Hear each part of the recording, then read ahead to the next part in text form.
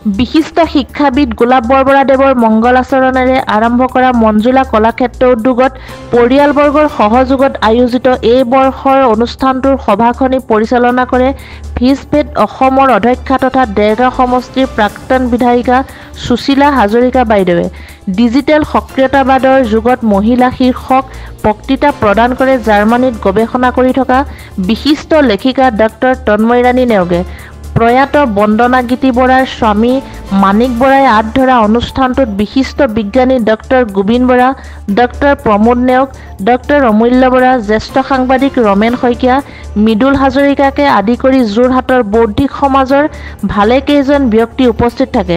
মঞ্জুলা কলাক্ষেত্ৰ অধ্যক্ষ ভৱেশ হাজৰিকাই উদ্দেশ্য ব্যাখ্যা কৰা অনুষ্ঠানটিত বন্দনা গীতি বৰা স্মাৰক বঁটা 2025 আগবঢ়োৱা হয় বিশিষ্ট শিক্ষাবিদ সমাজকৰ্মী গোলাঘাট জিলাৰ শিক্ষক প্ৰশিক্ষণৰ জিলা আঁচনি বিষয়া নীলুফাৰ মাহতবী বাইদেউক, বিশিষ্ট বুদ্ধিজীৱী সমাজসেৱক লেখক হেমচন্দ্ৰ শইকীয়াদেৱক তেখেতৰ জীৱনজোৰা সাধনাৰ বাবে উক্ত অনুষ্ঠানত সম্বৰ্ধনা জনোৱা হয়। আজি মই অনুষ্ঠানটোত এটা ইমান ভাল লাগিছে যে যিজন মই শিক্ষাগুৰুৰ হাতত ধৰিয়ে অকমান সমাজমুখী হৈছিলো, যে বিভিন্ন বিদ্যালয়ত আমি কাম কাজ কৰোঁতে কিবা এটা লিখোঁতে বা কিবা আমি সাংস্কৃতিক কাম কৰোঁতে কবিতা এটা গাওঁতে নাটক এখন কৰোঁতে যাৰ হাতত ধৰিয়ে ওলাই আহিছিলোঁ সেয়া গুৰুক আজি এই অনুষ্ঠানটিত মোক সম্বৰ্ধনা জনাইছে।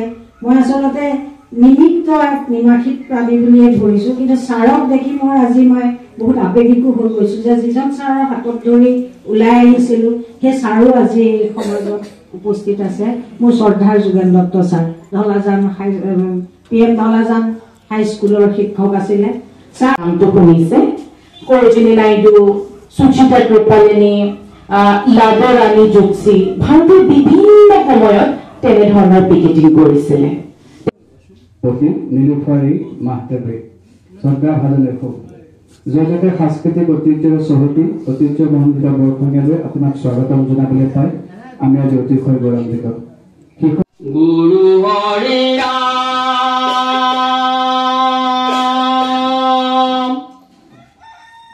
ৰাম